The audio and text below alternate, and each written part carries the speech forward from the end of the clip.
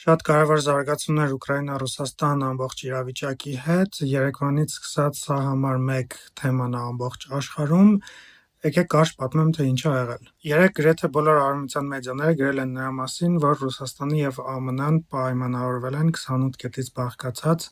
պլանի վերաբերյալ, որով պիտի վերջ դնեն Ուկրաինայում պատերազմը։ Ինչ կա այդ պլանի մեջ։ Սկսենք ամենակարևորից, ԱՄՆ-ն ենթադրաբար առաջարկել է, որ Ուկրաինան Ռուսաստանին հանձնի Դոնեցկի ու Լուգանսկի ամբողջ տարածքները, երեկ ասում էին, որ ուղղակի հանձնի, այսօր ասում են, որ վարձակալությամբ հանձնի երկար ժամանակով, հստակ չի։ Նաև ԱՄՆ-ն ու Եվրոպան Դոնեցկը, Լուգանսկը եւ Ղրիմը կճանաչեն Ռուսաստանի մաս, բայց Ուկրաինան ստիպված չլինի նույնը անել։ Զապորոժիայում եւ Խերսոնում այս առաջնագիծը կսառեցվի, որոշ տարածքներ Ռուսաստանը պիտի հետ հանձնի, բայց չի ասում, թե կոնկրետ ինչ տարածքներ։ Այսինքն Ուկրաինան կորցնում է Լուգանսկը, Դոնեցկը եւ այս մասն ու Ղրիմը արդեն դե վաղուց կորցրել է։ Նաև Ուկրաինայում ռուսերենին պիտի տրվի պաշտոնական կարգավիճակ եւ պիտի օրինական համարվի Ռուսաստանի ուղղափառ եկեղեցու գործունեությունը։ Ըստ այս պլանի Ուկրաինան նաև պիտի կրճատի իր բանակը, կկրճատվի նաև ԱՄՆ ռազմական օգնությունը Ուկրաինային եւ պիտի արգելվի օտարերկրյա զորքերի տեղակայումը Ուկրաինայում։ Ըստ դրա փոխարեն ԱՄՆ-ն առաջարկում է անվտանգության երաշխիքներ Ուկրաինային եւ Եվրոպային, բայց կոնկրետ ինչ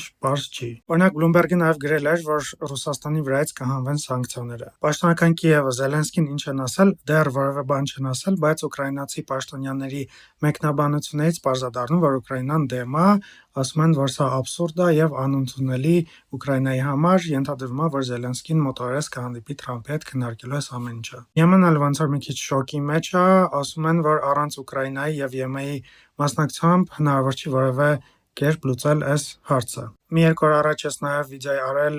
Ուկրաինայում շատ մեծ կոռուպցիոն սկանդալի մասին, մոտավորապես $100 միլիոն Զելենսկու մոտ ընկերներից մեկը կերել էր, այսպես ասած։ Գործը բացահայտել էր Ուկրաինայի հակակոռուպցիոն կոմիտեն, բայց իմ կարծիքով պատահական չի այս ամեն ինչը, հնարավոր է արևմտյան հատուկ ծառայությունների կողմից տրված ինֆորմացիայով այդ ամեն ինչը բացահայտվել։ Այդ ամեն ինչը շատ մեծ քաղաքական վնաս հասցրեց Զելենսկուն։ Ու այդ ամեն ինչի թայմինգը պատահական չէր, իմ կարծիքով համապատասխան ֆոն էին ստեղծում Զելենսկու դիրքերը թույլատնելով, որ այս պլանը արդեն քննարկվի։